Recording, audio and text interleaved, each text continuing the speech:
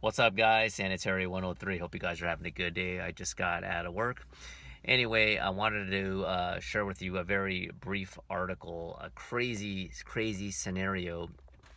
So basically, I found this on mercurynews.com, and a United Kingdom university has received a fine after a decimal point, miscalculation caused students to consume the equivalent of 300 cups of coffee, resulting in medical treatment. Not 30, not 100, not 200, 300 cups of coffee. So basically, this happened, I guess, last year sometime.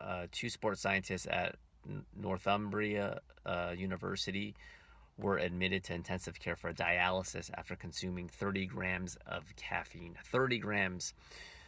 The prosecutor said they definitely could have been fatal. No crap. The students were administered 100 times the intended dose when they drank 1 cup mixed with 30 grams of caffeine powder instead of zero point 0.3 grams. Big error on that decimal point. Gotta stay in school, guys. One man spent 6 days in the hospital and lost 22 pounds.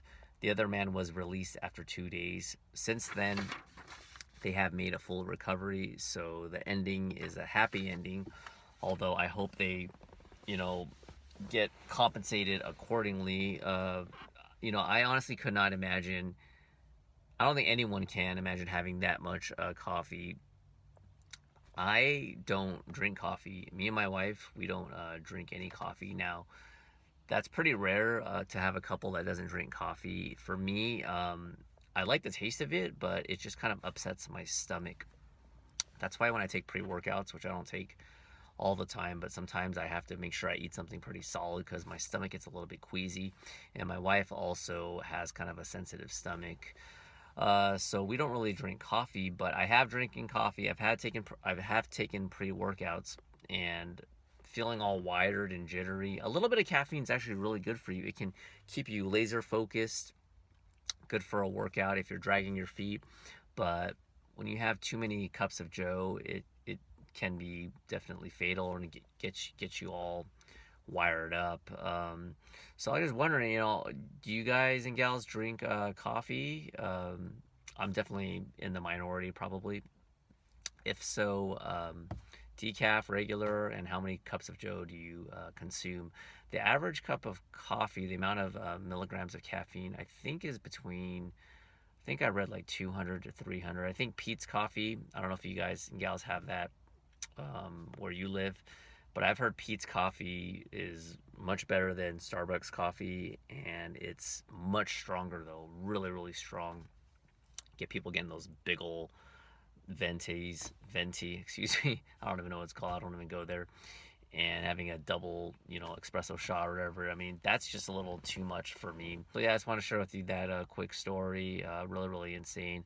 I've actually never done a clinical trial before. Back in high school, my neighbor, my good friends, my neighbors that I grew up with, my buddy, a childhood friend, his mom enrolled us into this program. I think it was called like Focus or something like that.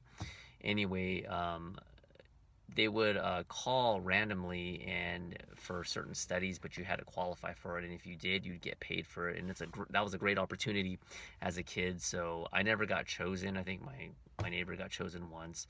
I got chosen one time, and I didn't meet all the qualifications, but it just got me thinking, like, man, you go into these studies and you assume that you're going to be safe, but then they miss a decimal point, and go figure, the chances of that happening are pretty minuscule, but it can happen. So if you ever decide to do a clinical trial or have done one, I would love to hear your guys and gals' story, and or how much caffeine do you normally drink, if any.